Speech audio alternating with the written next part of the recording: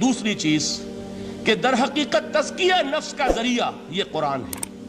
سینوں میں جو روگ ہیں، حب دنیا، حب مال، حب شہرت، حب اقتدار، جس کو کہ ایڈلر کہتا ہے دی ارج ٹو ڈومینیٹ، میرا غلبہ ہو، میرا تسلط ہو، میں نمایاں ہو جاؤں، میری حکومت بن جائے، اختیار میرے ہاتھ میں آ جائے، دی ارج ٹو ڈومینیٹ. یہ ساری ارجز ہیں ہماری در حقیقت جس سے فساد رونما ہے. یہ حب مال ہے جس کی وجہ سے ہمارے اندر تنافس ہے. الہاکم التکاثر حتی زرتم المقابر، یہ کثرت اور بہتات کی طلب تمہیں غافل کیے رکھتی ہے یہاں تک کہ قبروں تک جا پہنچتے ہو. آنکھ انسان کی کھل نہیں پاتی. جس کے پاس 10 نسلوں کے لیے کھانے کو موجود ہے، اس کی بھی حرص جو ہے اور مزید کا لالچ جو ہے وہ ختم نہیں ہوتا. یہ چیزیں ہیں اصل روگ. ان دلوں کے روگوں کا اور سینوں کے اندر کے ان امراض کا علاج قرآن ہے. یا ایھا الناس قد جاءتکم موعظۃ من ربکم وشفاء لما فی الصدور. اب جب یہ دو چیزیں ہو جائیں گی، اب تیسرا لفظ ہے ہدن. ہدایت بیکار ہے جب تک دل میں گداز نہ ہو. ہدایت بیکار ہے جب تک کہ نیت درست نہ ہو. کوئی شخص بڑا عالم ہے لیکن اپنے علم کو اس نے ذریعہ بنایا ہے دنیا کمانے کا، تو در حقیقت یہ قرآن اس کے حق میں ہدایت نہیں ہے، اس کے حق میں عذاب خدا بندی کا ذریعہ بن رہا ہے. حضور نے خود فرمایا القرآن حجت لک و علیک. یہ قرآن یا تمہارے حق میں حجت ہے یا تمہارے خلاف حجت بنے گا قرآن کے قیامت کے دن. اس لیے کہ ایک شخص اس کو دنیا کمانے کا ذریعہ بنا رہا ہے، ایک شخص اس کو شہرت کے حصول کا ذریعہ بنا رہا ہے، ایک شخص علم کو ذریعہ بنا رہا ہے دنیا میں نمایاں ہونے کا، اپنی تعریف کا. حضور نے فرمایا کہ قیامت کے دن سب سے پہلے 3 افراد کا معاملہ پیش ہوگا عدالت خدا بندی میں. ایک وہ جو بڑا عالم سمجھا جاتا تھا، اس سے بڑا علم پھیلا. دوسرا وہ جو بہت صاحب ثروت تھا، اس نے بہت خیرات کے کاموں میں پیسہ لگایا. تیسرا وہ جو دنیا میں شہید سمجھا جاتا تھا کہ اللہ کی راہ میں جنگ کرتے ہوئے جان دیا.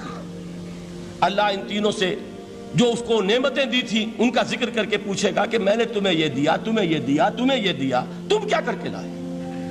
وہ شہید کہے گا کہ اللہ میں نے تیری راہ میں جنگ کی اور اپنی جان دے دی تاکہ تو راضی ہو جائے.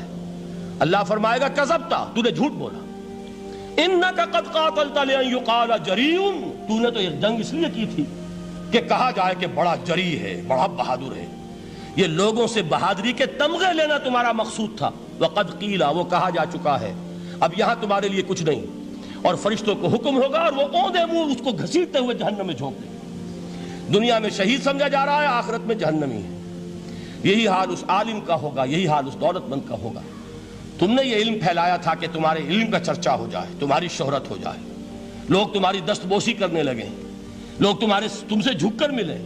وہ دنیا میں ہو گیا، تمہارا مطلوب مل چکا، تمہارا مقصود حاصل ہو چکا، اب یہاں کچھ نہیں. تو جان لیجئے کہ جب تک دلوں کے روگ درست نہ ہوں، علم بیکار ہے، ہدایت قطعاً غیر مفید ہے. پہلے دلوں کا کرسٹ اترے، اس کی سختی دور ہو، یہ ہے موعظہ. دلوں کے اندر سے حب جاہ، حب دنیا، حب مال نکلے، یہ ہے تزکیہ. شفاء لما فی الصدور، اب ہدایت خدا بندی. اب راستہ آپ دیکھیں گے اور اس راستے پر چلیں گے. یہ ہدایت جو ہے دنیا میں، یہی آخرت میں رحمت کی شکل میں ظاہر ہوگی. جنہوں نے اس قرآن کی ہدایت سے فائدہ اس دنیا میں اٹھایا، آخرت میں رحمت خدا بندی کی بدلیاں ان پر سایہ کریں گے. ایک حدیث میں تو باقاعدہ الفاظ آئے ہیں کہ سورہ بقرہ اور سورہ آل عمران یہ 2 بدلیوں کی صورت میں ظاہر ہوں گی میدان حشر میں، اور ان لوگوں پر سایہ کریں گی کہ جن کو ان سے بڑی محبت تھی. یہ 4 الفاظ نوٹ کر لیجئے اسی ترتیب کے ساتھ. یا ایھا الناس قد جاءتکم موعظۃ من ربکم وشفاء لما فی الصدور وہدی ورحمۃ للمؤمنین. قل بفضل اللہ وبرحمتہ، اے نبی کہہ دیجئے یہ اللہ کا بڑا فضل ہے، لوگوں سمجھو. اس کی بڑی رحمت کا ظہور ہوا ہے اس قرآن کی شکل میں. اس کی رحمت کا مظہر عدم قرآن ہے، اس کے فضل کا سب سے بڑا ثبوت قرآن ہے. فبذالک فلیفرحوا، اس پر انہیں خوشیاں منانی چاہیے. اترانا ہے تو اس پر اترائیں کہ اتنی بڑی دولت ہمارے پاس ہے، اتنا بڑا احسان ہے جو اللہ نے ہم پر کیا ہے. فبذالک فلیفرحوا هو خیر مما یجمعون. جو چیزیں یہ جمع کرنے کی فکر کر رہے ہیں ان سے کہیں زیادہ قیمتی یہ قرآن ہے. کاش کہ یہ 2 آیات ہی ہمارے قلب کے اوپر یہ کندہ ہو جائیں. پہلی بات میں نے عرض کی تھی، اس کا شعور ہر ایک کے لیے ممکن نہیں، اس کا باطن بیدار ہو چکا ہو.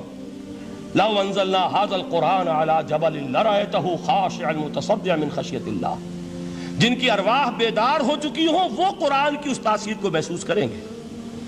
لیکن یہ دوسری چیز ہے کہ جو ہمارے لیے پریگمیٹک پہلو سے، عملی اعتبار سے، افادے کے اعتبار سے یہ چار الفاظ اور رحمت اور فضل خدا بندی کا سب سے بڑا مظہر، اور خوشیاں مناؤ کہ اللہ کی یہ نعمت تمہارے پاس موجود ہے۔